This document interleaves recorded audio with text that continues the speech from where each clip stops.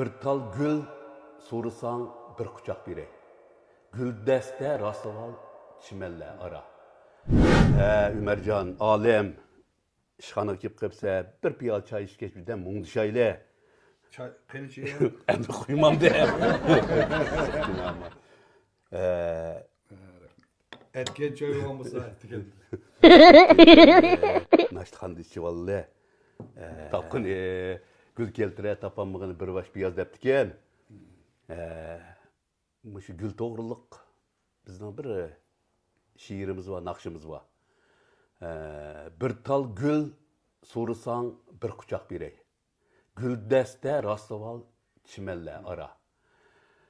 Chimalla ichida nozik chiman bor. Vapani qadinas do'stingdan so'ra. Mana bu so'g'at degan naqsha. Men kuy she'rini yozgan, Yasin Muqbul efendim muzikasini ishlagan. Katta ovozing bilan ijro qilgan naqsha bu. Ayni chog'da Şinjan'daki her millet halkı intayin yaktuğan.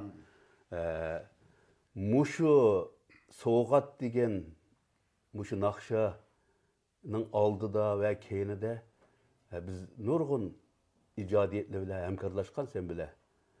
Mesela Pak iz, Tekli makarna küçüş, berbat boğan muhabbet, dostluk, Qatarlık, Qatarlık, muşu nurgun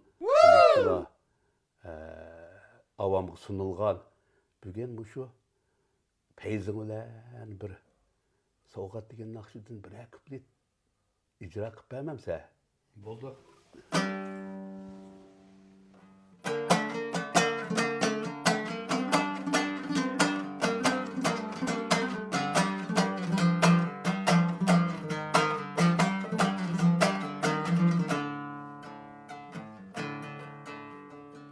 Sen nakşa sorsan menimdin dostum, nakşamni men sendin hayat ne kılar.